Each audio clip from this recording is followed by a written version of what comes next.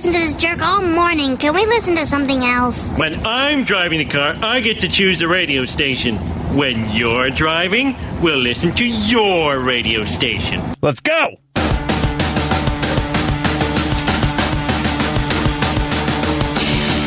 And live from the basement over here at WCPT 820 in Chicago, this is the Sports Cubicle, where the inmates run the asylum, and when management is away, the kids and Paul come out to play. I am your host, one of the hosts, I should say, Devin Tingle, former executive producer of the Rewind Sports 60, bringing you the best here. We got an amazing panel, an amazing show here, and a lot of crap happened this week, so let's start. Now, we got our man over there. He's the marvelous one, Dan Marver. What's going on, Marver? Hey, I'm back to my palatial estate last week, so there's a lot happening. I mean, you got Cubs, Sox, Bears, you got all three playing today, and there was great college football yesterday, so a lot of stuff happening. Even Notre Dame barely beat Toledo. You never know what's going to happen. But yeah, it's great to be back. I said my farewell to the troops speech 2 weeks ago, so this is a pleasure. Glad to have you back, and of course, we got the Palacious one, Paul Chivari. What's up, Paul? Hey, a lot of surprises week one in the NFL and a lot of things that were kind of normal. But gosh, what about the White Sox this week going 500 against teams that are 500 or better? I know, it's very, very frustrating. We're going to talk on that a little bit. But first, we got to get our man in here. And of course, I got this just for you, Mercado. It's clobbering time. And he's over on his couch. We got Mike Mercado. What's up, Mercado? No, I guess we don't have Mike Mercado. We don't have Mike Mercado. We'll get him in a minute here.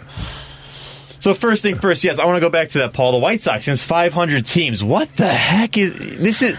Well, I mean, at Oakland, I can't really blame them. I think they were in all three of those games, even though I think like the biggest run differential was like 5 runs. The Wednesday getaway lineup, the way Tony's been kind of cycling through different lineups, resting different guys. I mean, I can't totally blame the White Sox. And I know, Devin, you and I are always opposed on that, where you're worried about a lot of things. I'm not worried about a lot of things. But what I do need to see this team do is play meaningful games at some point soon before October. I think just playing in the oh, I'm going to wait for that. There we go. So I was talking to myself there. At least you agree with yourself. Yeah, well, not all the time, but that time. But with the White Sox, they can't just turn it on October 6th, right, or whatever the first game would be, that Wednesday or the Thursday that week. You can't just put the lineup together for the first time, all together, everyone healthy, and play meaningful games that day. Before that, I would imagine you'd have to have everyone in the lineup and playing a few games towards, down the stretch to at least get a rhythm going into the postseason. Sure. I agree. It's, like you say, I mean, they had 3 one-run games with Boston, and the bullpen, today, a little disappointed. Kimbrel hasn't really performed like he did on the other side of town, but Garcia at least saved the day with the walk-off. But they got 2 out of 3 against Boston, who might be an opponent, and Oakland might be an opponent. I think it's more likely to be playing the Yankees or Tampa myself, and Houston, first is what's going to happen, in my opinion, because I don't see any way that's not going to happen. So they really match up with Houston. I think that they might be able to do okay against Houston, but I'm worried about that series because it's going to happen. They're going to play Houston in the first round. And that is the one thing, Marver, in the hall, we were talking about this. You said when Kimbrel first came to the north side, he struggled a little bit. Right. And I'm wondering if this change to new team is what could be the struggle for Kimbrel here. Yeah. But, how long do we have time for this guy to adjust, with October being just, 3-4 weeks away? I think this is what Tony La Russa's been doing the whole season, though, these little stress tests that he's been putting on the team, where you wonder, why does he have this guy here? Why does he have this guy here? How did he trust Hendricks to go back out in the ninth? And we've been saying before that Craig Kimbrel belongs in the ninth inning. His last 2 appearances in the ninth inning, he's been terrible. It was against the Cubs a couple weeks ago, and then just today. When I say terrible, he's given up runs at a time where he's expected to hold the lead. And I think, how can you trust that guy as your closer going down the stretch when you've been trusting Hendricks to go all the way? But I think this is what Tony's doing, is because you don't always get the option to do your game plan in a postseason game. Sometimes when push comes to shove, you have to make decisions in the moment. And I think we saw Rick Renteria do that in Game 3 of that. We always reference that. It can go wrong very quickly. And we see that in the postseason. But I think throwing Kimbrel out there in the ninth, it's just an experiment. I'm not worried about the team right now. Tim Anderson has yet to come back. I don't think Lynn was 100% today. I haven't seen the video of it, but I've been hearing that he's been limping. I mean, he had a lot of strikeouts early. He was able to leave with a lead. I don't think he gave up a single run today before he came out. So, I mean, I think there's some positives with the White Sox, but at the same time, there's definitely questions. And we're getting down to crunch time as it's about 2 weeks left until the postseason starts. Hey guys. There it is. Hey guys. Paul, did you get it out of your system? Is it out of your system? Are you guys finally worried out? It is week 1 of the NFL. We've spent 15 minutes on the Chicago White Sox. It is time. We need to get on the gridiron. It is time. We have a stacked show today. It is Bears versus Rams. We have a thing here on the Sports Cubicle where Paul and Devin and most White Sox fans are very worried for all different types of reasons. But we are here to be your therapeutic messengers to get you to October. And I hope, Paul, that this was a nice little cathartic moment for you to get a lot of this out. Speaking of cathartic moments, you guys just trashed Chris Bryant. He was back in town. Don't you want to talk about that and give him all the praise that you had for him about a month ago?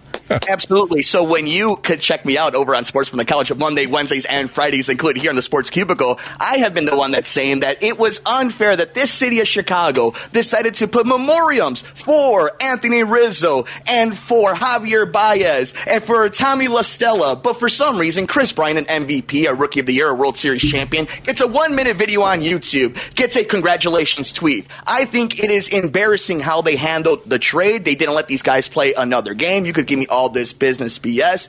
They handled it horribly. I think a lot of Cub fans should be ashamed of themselves how they reacted to what a guy is amazing in the community and was amazing in the locker room. And I am glad that he is on a team that has a great chance of playing the Chicago White Sox in the World Series if the White Sox find a way to get out of the first round in Houston. 773-763-9278 if you want to call on in. What do you think about Chris Bryant and the Giants? Hey, Mike, there was the video tribute was nice, though, on Friday, wasn't it? He was crying, and he was getting hugs from all the players and management. So that was a nice touch, I thought, that they did that for him on Friday and gave him number 17 out of the scoreboard. So, I mean, they did show some love. Yeah, and some of this is in jest, right? And, we're having fun because we like to give the Ricketts a hard time on this show. But, I think more than anything, what we also should just keep in mind, and I think it kind of shows the kind of guy that Chris Bryant was and the connection that this window had, and that you're seeing White Sox fans have it right now with this team, is you saw him cry and shedding tears when he got traded, and you see it here. You see how emotional it was for a lot of these guys. Javier Baez and Anthony Rizzo in that game last night between the Mets and the Yankees. And you're seeing it develop with this White Sox team, just how emotionally attached you're going to become to a lot of these stars, because that's what they are. So, all kidding aside, I think it was nice that he got standing ovations all weekend. I think it was also nice to see Kyle Hendricks strike him out a few times because he is a San Francisco Giant. But, nonetheless, I don't have to like how it went down. But, that's how we do it here in the Sports Cubicle. We're here to talk to our people. We're also on Twitter. I don't know if you boys have been able to shout out the people. We got a bunch of awesome friends on Facebook and on Twitter checking us out. We're on Twitter at Sports Cubicle TV. We're your home for everything Chicago and national sports, including the ride to hopefully a World Series for the Chicago White Sox and a Bears victory, maybe first place in the NFC North after this night. Well, as Dan Marver said, even if the Bears lose, they're in first place tonight. Right, because the alphabetical order: Chicago, Detroit, Green Bay, Minnesota, all 0-1. That's the way it will look in the morning. I think it'll be great if they get a tie tonight and get that half-game lead to start the season. Paul's ready for madness. Paul just wants madness in week 1. He saw the Vikings lose to Cincinnati. He's seen madness all over the league. That's what Paul wants. He wants a Mad Max world. Oh, absolutely. Hey, we should mention that we're going to talk all about the Bears a little bit later in the show with Jerry the King Riles, who's going to be joining us. And then Christian Simpson is going to be joining us any minute now from the Daily Blitz to recap what we saw in week 1 here. A lot of craziness, because we are talking about that. The Packers were able to lose a game on neutral ground. The Vikings lost to Joe Burrow and the Bengals. And then, of course, I think we all expected the Lions to get beaten up by the Niners. But it sounded like it was kind of a little bit of a shootout there. It's a high-scoring game. there was a lot of good football today, and I think what we saw in the league is kind of like what we're seeing in a lot of different leagues, right, boys? It's this idea of the youth movement coming out. Like, we do have the established guard, and we saw what happened Thursday nights with Tom Brady. But, like, there's so many young superstars in this league, so many great receivers and quarterbacks, and, defenses are kind of adjusting to the new offense. It's week one, and we know we're going to have fun here about overreaction Monday and Tuesday coming up. But I think for a first week in the NFL of the craziness that was last year and the uncertainty of this year, I don't think we could complain about what we saw on the field today. Yeah, well, let's run down some of the scores, and see what happened in the all of the games that have gone on. I think they've all gone final except for Green Bay. Not quite. I was going to say it's essentially over. All the afternoon games still like they're going on here. But Thursday night we saw the Tampa Bay Buccaneers, the defending champions. They were able to beat Dallas 31-29. Today, though, the Seattle Seahawks go on the road at Indianapolis. They win 28-16. At home, the Texans were able to stave off Jacksonville 37-21. Philadelphia Eagles 32, Atlanta Falcons at home with only 6. Chargers on the road at Washington with a 20-16 victory. The Pittsburgh Steelers over the Buffalo Bills, who were the hosts, 23-16. Ben Roethlisberger. Of course, we mentioned the 49ers defeating the Lions in Detroit 41-33. The Cincinnati Bengals in overtime at home defeat the Minnesota Vikings 27-24. Carolina and the New York Jets 19-14. The Panthers able to win that one. And the Arizona Cardinals 38, Tennessee 13. Meanwhile, the afternoon game, so far I've got the Chiefs up 33-29 against the Browns. That's been a crazy one so far as the Chiefs came back from behind. Still some time left in the fourth quarter. 2-minute warning has the Dolphins up by a point against the Patriots in New England 17-16. The Broncos 27-7 at the New York Giants. That's about a minute left in that one. I would say that's almost a guarantee. And the Saints 38 to the Packers 3 in Jacksonville. 25 seconds left. And yes, you heard me. The New Orleans Saints had a home game in Jacksonville today. They did indeed. What a great week. I mean, so many different outcomes, so many different, we saw guys come up, we saw guys perform. I mean, what is the big thing that we used to talk about quarterbacks, right? The sophomore slump, and we saw dudes perform. I think it's been a great week, and, we got question marks already, right? How for real are the Bills going to end up being? What's Washington going to look like without Ryan Fitzpatrick? Did Carolina find something in Sam Darnold? And I'm glad coming up we have a really good guest that's going to hit on that, and I want to make sure everybody's following us all over the universe. We're, of course, on the Facebook. Wave to the people over there in the studio, boys. We're on WCPT 820 AM, of course, in Chicago. Search us on TuneIn and on Twitter at Sports Cubicle TV. But, boys, we had a wonderful week of games already, and I think, Devin, we got our guest. Yeah, I was going to say, Mercado, actually, all those questions, we're going to bring them on. From Daily Blitz, we got Christian Simpson, friend of the program. Christian, what's going on, man? I'm back. Thank you guys so much for having me on. It's been a great few days of football, and I'm ready to talk about it with you guys. Okay, so Christian, Mercado said it best. It's been a crazy first week. What so far do you think has been the craziest moment so far this week alone?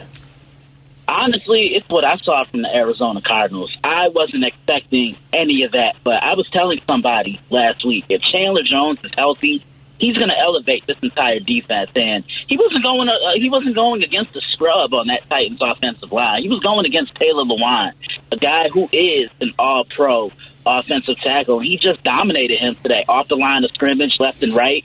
They had no answers for him. But most importantly, Tennessee didn't adjust. Chandler Jones is getting to your quarterback. Double team him, chip him, have a tight end on the side, let a running back do their best to try and pick him up, and they didn't do it. He had 5 sacks, and when he's healthy, he makes an immediate difference. Christian, I didn't get a chance to see any of those games, but Kyler Murray sounds like he had a great game today. And when you look at that comparison of Tennessee was the favorite at home, and it was just a beatdown of 38-13, not the close game I think people were expecting. Yeah, when you're playing Kyler Murray in fantasy football too, you really feel that one, someone in here. Yeah, Christian, I'm glad. He was 21 of 32. Kyler, go ahead. Christian, let me ask you this, because of bringing up Kyler Murray and the beatdown that Paul just talked about. Talk to me about the NFC West, Seattle, the Rams. You obviously have now what we saw with the Cardinals. I mean, the rest of it, what should I make of it? I mean, you got to let Russ cook. We're going to see what happens on Sunday Night Football. But if these Cardinals, and if Kyle Murray is that legit, and we know DeAndre Hopkins is the best receiver in the league, like, how legit and stacked is that division going to be? Well, it was stacked last year because Arizona got off to a good start. The Rams made the playoffs. In Seattle, they ended up winning the division. The only team who really struggled were the San Francisco 49ers because they were completely decimated by the injury bug. But now Jimmy Garoppolo is back. Who knows how long he's going to be the starter for the 49ers. George Kittle's back, which is absolutely huge because he's the salsa to that entire team. He's their heart and soul, and he just brings a lot of energy to that entire football team. And Deebo Samuel is healthy as well. He's a physical guy on the outside, on the perimeter, who can do a lot of things without the ball. I think he's a great blocker in when they run the football, but he's a physical threat on the outside. You can try to jam him. He's just big enough and strong enough to take that physicality. So then you look at the defense. Nick Bosa's back, and he's their version of Aaron Donald. They build that defense around him. He's their best player. He's their best pass rusher. You have Fred Warner. So when the 49ers are healthy, this is the team to watch out for. After all, they were just in the Super Bowl almost 2 years ago. When I look at some of the scores that happened today, I think the one that jumps out to me the most is the fact that the Buffalo Bills didn't score a lot of points at home today and were many people's favorites to get to the Super Bowl, maybe even win the Super Bowl. And they lose a big one against Pittsburgh. That's, every game in the NFL is a must-win game, and I know Pittsburgh's a tough opponent, but to start the season 0-1, especially at home, not a good look for a team that's going to be probably in a pretty competitive division. I mean, it was 10-0 at halftime. It looked like, and Pittsburgh, I watched that game. Pittsburgh had like 50 yards of offense. It looked like it was going to be no contest. So obviously, Tomlin had a little something to say in the locker room. Yeah, a little slow moving at first in the game, but Pittsburgh makes the adjustment. And I mean, I think it speaks a lot to Josh Allen was supposed to be kind of a little bit of an offensive weapon, maybe even MVP this year, and they could only muster up 16 points. I mean, maybe that says more for the Pittsburgh defense. Yeah, well, he put the ball up 51 times, Allen. He was 30 of 51 for 270 yards, no interceptions and one TD. So I mean, he put the ball up there enough, but just not past the goal line. Right, exactly. Yeah, and you look at Pittsburgh, man, you got to give credit to that defense because they did what I called for when I wrote about this on the website. Keep Josh Allen in the pocket. Don't let him escape. Don't let him make throws on the run or make anything happen with his feet. They kept him in the pocket. They contained him. And you have to give a lot of credit to the Steelers secondary. Tight man coverage across the board, keeping a safety or two deep in the back end to play center field. And the Steelers were just made better adjustments. But I will say this about the Buffalo Bills. They depend way too much on Josh Allen. I get it's a quarterback-driven league and it's a pass-happy league, but you still have to run the football somehow, some way. I know they paid Josh Allen all that money, but if the Buffalo Bills had a strong running game, this is the scariest team in the National Football League because you know what you're going to get from their passing game. They have a top 3 wide receiver in Stephon Diggs. You have another complementary piece in Emmanuel Sanders on the other side. And he just simply knows his role. You have Dawson Knox, a tight end that can go up the seam and get the football, but they have to do a much better job of showing balance. Throwing the football 51 times isn't going to win you a lot of games. Christian. Yeah, you're right. I wanted to say that in watching that game, that Cameron Hayward caused so much havoc, and of course T.J. Watt hadn't even practiced till Wednesday. He just signed. He was kind of like a holdout for the whole camp, and it was their defense was amazing in the second half. Christian Simpson joins us from the Daily Blitz. Christian, the dailyblitz.blog. Is that correct? That's correct. Yes, sir. Now, Christian, I want to ask you a question because this is a quarterback-driven league, and there was this one quarterback, maybe you heard of him, Aaron Rodgers, throughout the entire offseason. He was just like, I'm not going to play, I want more money. He gets this starting job with the Green Bay Packers, and he's got 2 interceptions, 133 yards, 38-3, and Jameis Winston, who's on my bench in fantasy football, is throwing 5 touchdowns. What effing world are we in? Yeah, I didn't see that coming. I think the Packers just gave up. I saw no effort, no. Aaron just looked extremely disinterested in the football game. But you also have to look at it like this, too. The Packers are probably used to seeing a Saints team led by Drew Brees, and they weren't ready for what they were going to see. And, of course, you're not going to coach any other quarterback who plays for the New Orleans Saints like you did Drew Brees. But Jameis Winston, he cut back on the turnovers. And I think I was telling you guys, he cuts back on the turnovers, and he takes care of the ball. This is still a playoff team, and they were complete in every phase of the game. Offensively, Kamara got his touches. The Saints did a great job of keeping Jameis Winston on his feet. But I'm looking at that defense. Everywhere, every tier of the defense, they were doing something strong. The defensive line was creating pressure and hitting Aaron Rodgers and making him look discombobulated. The linebackers were playing from sideline to sideline. They were playing with a lot of range. And that secondary, which to me won the game for them. Tight man coverage across the board. None of those weapons for the Packers on the outside were really factors. They were non-factors, if we're being honest. Yeah, Christian, the Packers. Go ahead. Well, we're talking about the NFC North and Aaron Rodgers, and we've been talking about the quarterbacks this entire show. You know, it's what the NFL is. And we're super excited because here in Chicago, we have the prospect of a brand new shiny toy in Justin Fields. And we've seen how it all kind of broke out in this week. What are your thoughts about how some of the veterans have played? But in my opinion, what's going to be the story is some of the young guys, like a Trevor Lawrence, like a Trey Lance, like a Zach Wilson. What have you thought about these guys and kind of the old guard of the Josh Allen? What were your impressions kind of seeing how these games play out of the young quarterbacks, seeing how the Bears on Sunday Night Football are talking about gadget plays and packages for Justin Fields? How did you think about the rookie quarterbacks who kind of some have shined big plays, but an interesting shaky day for the young guys? I like what I saw, but that's your introduction point. Welcome to the NFL. Trevor Lawrence made a couple of questionable throws. There are some plays he would be able to get away with in Clemson under Dabo Swinney, but this is the NFL. This is the National Football League, and you can't throw across your body 9 times out of 10 because if you do, it's going to be intercepted. Zach Wilson played strong. I know the Panthers do a lot of different looks to him, but when he had time to throw and he had the pockets to throw from, he looked pretty good. Same with Trey Lance. I think his first throw ended up being a touchdown because they incorporated those gadget plays, as you just said. And I can't wait to see what the Bears do tonight with Justin Fields. They're going to do all they can to try and keep that Rams defense on their toes. Do you think we're going to see Justin Fields kind of mix with Andy Dalton, maybe kind of looks with the different guys, kind of the way maybe Alex Smith and Colin Kaepernick from 10 years ago, you know, where you kind of swap out quarterbacks? I don't know. I could definitely see it because you want to have the best game plan on how you can confuse and really stick it to that defense. So whatever works.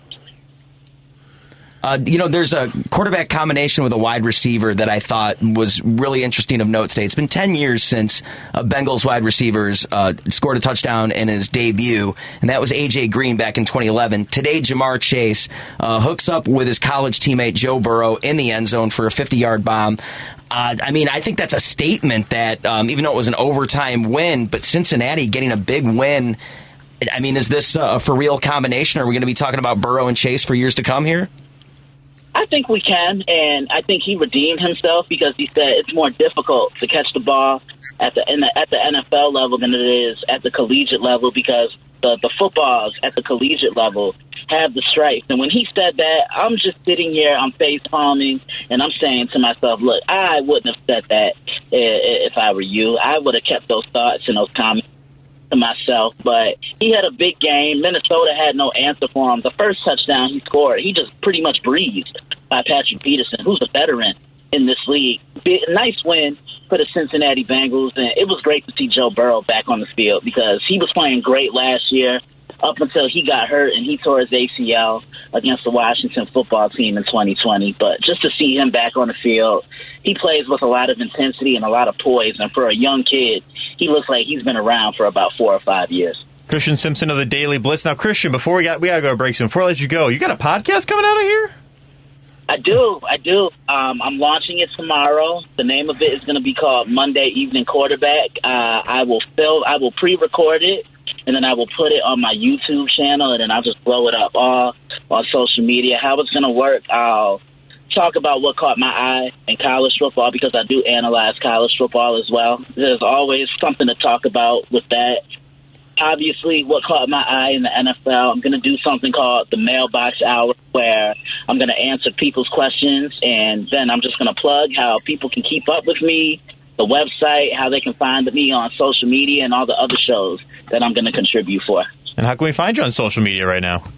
You can find me on Twitter at DailyBlitz_61. You can follow me on Instagram at the Daily Blitz _61. Like the Facebook fan page, facebook.com/the Daily Blitz, and log on to the website, dailyblitz.blog. Christian Simpson. What's the score tonight before we let him go? What is your prediction for Bears-Rams Sunday Night Football? What do you got? Well, when I look at the game, I want to know the number one thing I'm doing if I'm a Bears player is I'm circling in on Aaron Donald. You have to know where he is at all times. He's arguably, if not the best defensive player in the National Football League now. I'm triple teaming him. I'm chipping him. I'm doing all I can to neutralize him. I just think the Rams have too many weapons across the board for those Bears secondary players, and I think that's going to be the determining outcome. I like the Rams to win this game by 11, 24-13.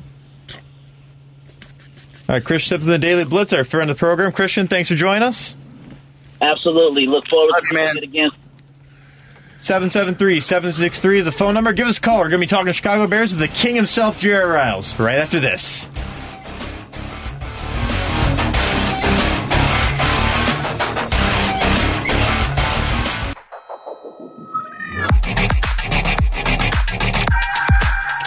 Welcome back to the Sports Cubicle. Paul, you have found some really good music for today's show. I'm impressed. Thank you.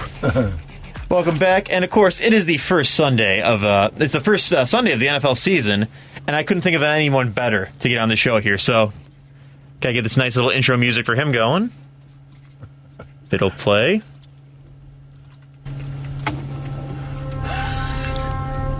Ladies and gentlemen, he's from the Rewind Sports 60. He is the king himself. He is Jerry Riles. Jerry, what's going on, my man?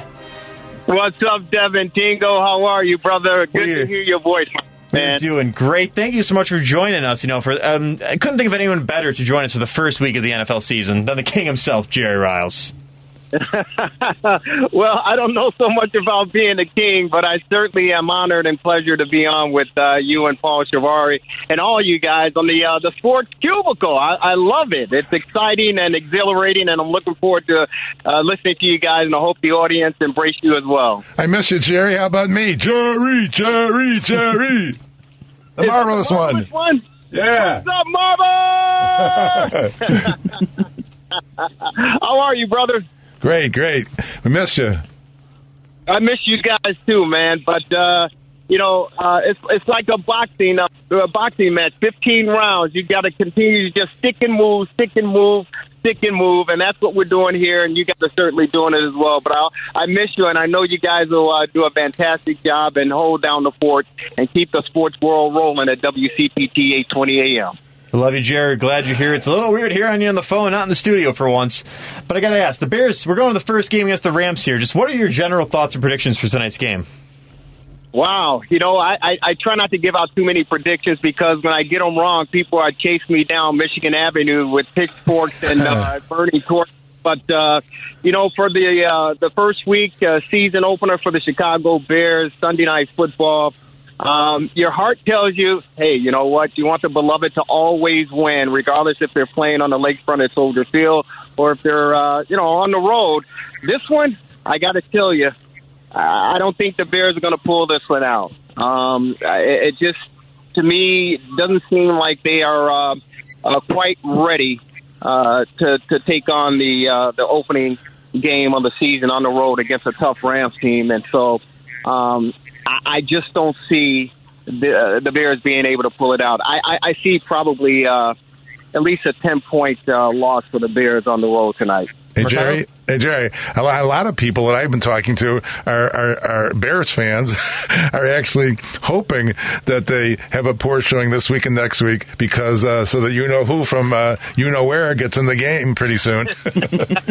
Well, Marver, I don't. True Bear fans don't really hope that they lose, regardless of, the outcome. I mean, we're born and raised in the greatest city in the world, Chicago, as far as sports is concerned. And, we've lived through the tough days when Abe Gibron and those struggling Bears back in the 70s. And we saw what happened in the early part of the 80s before Dick and the guys were able to turn things around and bring us a championship. So most Bear fans don't want to see the team ever lose. But in saying that, you want them to put up a good showing. You want Andy Dalton, the Red Rifle, to be efficient at the quarterback position. But for all practical purposes, as far as the evolution of the game and the direction it's going in the future, Justin Fields, he'll serve us better getting on the field than biding time on the sidelines. If you look around the league, all the young quarterbacks getting the opportunity to play with Burrows out of Cincinnati, Mac, out of the Patriots, and Allen with the Buffalo Bills, Hurt. I mean, you just go around the league and see all the young players, the young quarterbacks getting an opportunity to get out there and cut their teeth. You want Justin Fields to get that opportunity as well. And the sooner he's out on the football field, the better the franchise long-term are set, to be competitive year in and year out. Yeah, Mercado, I know you're the biggest Justin Fields fan here. You got any thoughts about that? Yeah, Jerry, what's going on? Mike Mercado here. How you doing, buddy? Mercado, how you doing, brother? I'm good, my man. And you know what? When you started talking about being in the greatest city in the world, and we're talking about the excitement of Justin Fields, and it got me thinking about the biggest story when it comes to this team that's not on the field. The boys I've been talking about in the Sports Cubicle and even in the Rewind Sports 60 Day, and it got me, really fast. Our condolences to Allison Payne and her family who lost her life. But we wanted to, it's the biggest news story that everybody's talking about. What are your thoughts about the Bears moving to Arlington Heights? And Justin Fields' prime of his career not being played in the lakefront, in the greatest city in the world, but in the suburbs of the greatest city in the world. Wow, that's an interesting question, Mercado. But first, I do have to say condolences to the family of Allison Payne, the immediate family, and, of course, the WGN Channel 9 television family as well.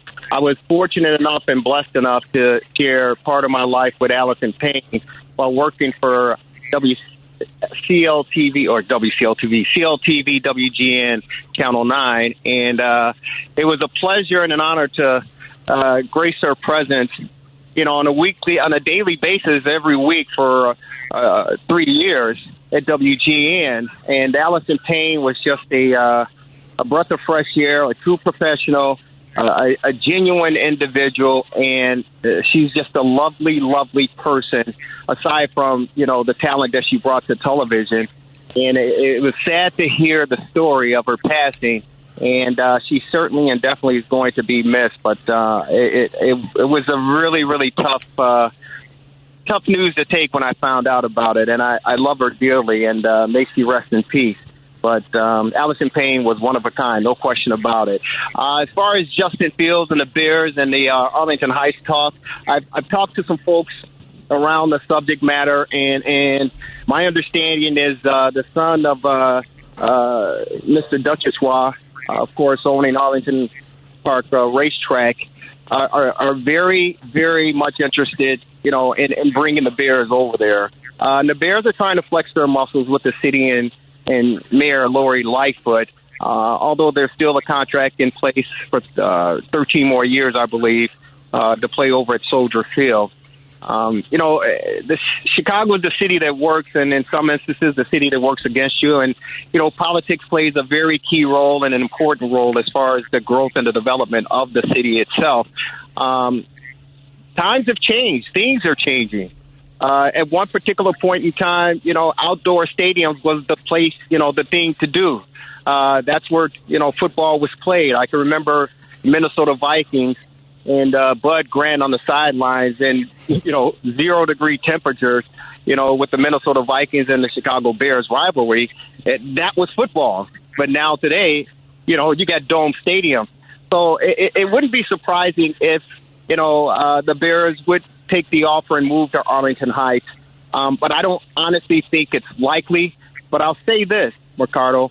If it does happen, it's only because Mayor Lori Lightfoot is planning a chess move. And I think that chess move could be the lure and the attraction of bringing a PGA golf course to the city's south side in Jackson Park with the Tiger Woods team development. So what I'm saying to you in a nutshell is that if the Bears threaten and they decide to leave Chicago to go to Arlington Heights, it only opens up the opportunity and the door for Mayor Lightfoot to bring in that Tiger Woods group and create an 18-hole PGA golf course on the south side to replace the Bears. So I don't think it's going to happen, but anything can happen in the world of sports. Jerry, do you feel that moving to Arlington Heights, though, or at least this is the one final shot that Chicago gets to build their retractable roof, Super Bowl attracting type of stadium? I mean, this is a large market to be missing out on such a key venue for events such as those. Yeah. So your question is, do I think the Bears are going to? Not so much the Bears, but just don't you feel that this is the last opportunity for this area to build a venue like this? And I think the Cubs have locked up Wrigley Field. I don't think the White Sox have really the following to build a giant stadium like this, so it's kind of falls to the Bears now, and we all know that Soldier Field is kind of a disaster, despite the sentimental value of it, and even then we've kind of destroyed that a little bit compared to what it was. And even though that stadium's gone through several changes, but this team also hasn't spent their entire career at Soldier Field, so I think at the same way it's kind of out with the old, in with the new, and it's going to take some time to build it, and there's going to be a ton of red tape. But I mean, don't you get kind of the feeling that this is a big opportunity that Chicago needs to take advantage of? Well, I think it's an opportunity. When you say Chicago, you're talking about Arlington Heights and just Cook County or Lake County or wherever that would fall, I suppose. Yeah, but I mean, I think just even the luxury tax of the area, or at least the attraction of bringing tourism to Chicago in the area, I think the city stands to benefit as well from something like this. Well, you're saying for the Bears or for the... More from a Bears standpoint, but I think even then, with the city's going to whine about losing the team, I think in some ways they could stand to benefit from an even bigger stadium. Well, I mean, the Bears, obviously, it's an attraction for them to go out to Arlington Heights because of the land that's out there and the fact that you're talking about Rosemont. You're talking about, the expressway. It's an easy fix. It's an easy get-to for fans. And a lot of the fan base are coming out of the northern suburbs, the western suburbs, to take in the Chicago Bears over on the lakefront. So it's a golden opportunity from a business standpoint for the Bears to jump at that. There's no question about it. But then when you look at the lure of the city itself, when you look at the landscape of playing off the lakefront and the city skyline, in the back from a national television perspective, it doesn't get any better than that. Again, for me, it's just a matter of politics, and you can say who's got the deeper pockets, who's got more of the political stronghold on things. Keep in mind, J.B. Pritzker, the governor, I certainly would, in my opinion, side with Mayor Lori Lightfoot to keep the Bears in Chicago, and whatever the Bears come to, because think about it, you understand the Chicago Park District pretty much runs Soldier Field. So the Bears have that 13-year lease. It's not much from them. It's just a matter of power struggle, of power control, as far as the Bears are concerned, to see if they can strong-arm the mayor and the city. I think J.B. Pritzker wouldn't necessarily sign off on the Bears going to Arlington Heights, although, again, money talks and BS walks.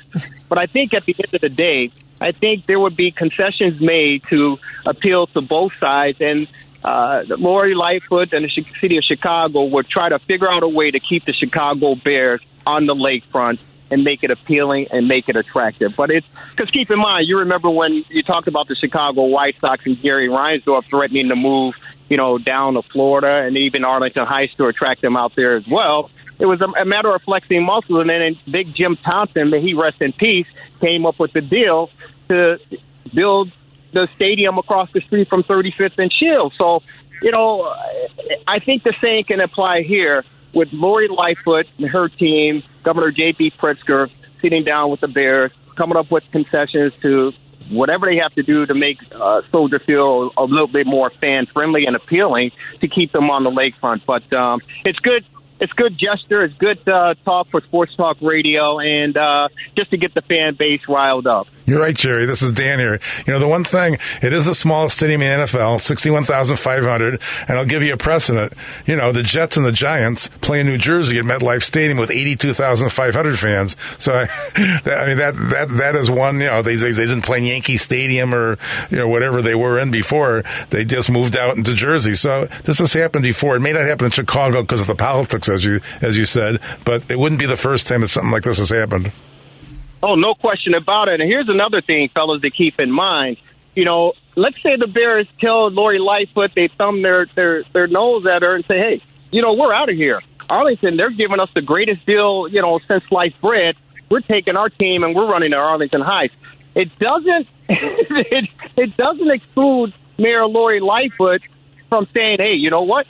Maybe we'll put a bid out there and try to attract another NFL football team to come to Chicago. Now, Marvelous, you got two Chicago-based football teams. So it doesn't eliminate that possibility for Lori Lightfoot to say, you know what, Bears, go on out to Arlington Heights. We'll bring another team in here to represent Chicago. How you like that? A bit of marketing and revenue sharing. It's happened before. Bring back the Cardinals. I know. It's my point.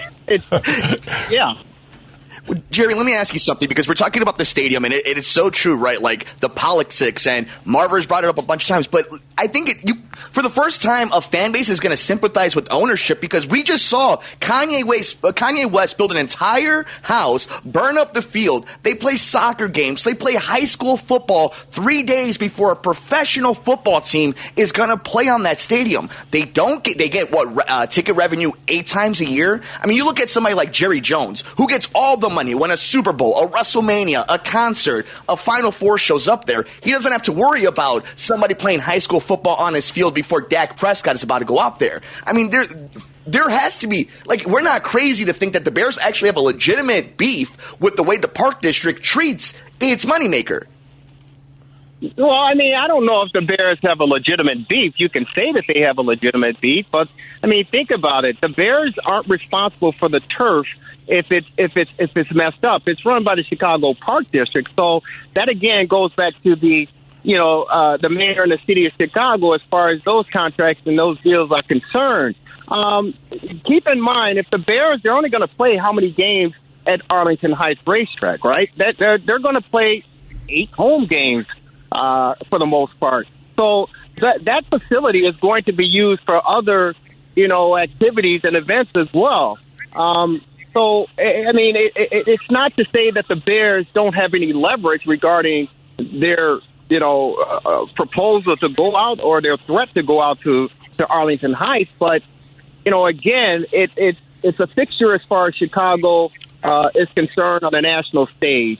And, again, if I'm Mayor Lori Lightfoot, I would test the Bears and say, hey, you know what? If you guys want to jump, you want to make a run for it, by all means, feel free. It's your business. You can handle it any way you want to. But I've had business here to conduct as well as far as the city of Chicago is concerned.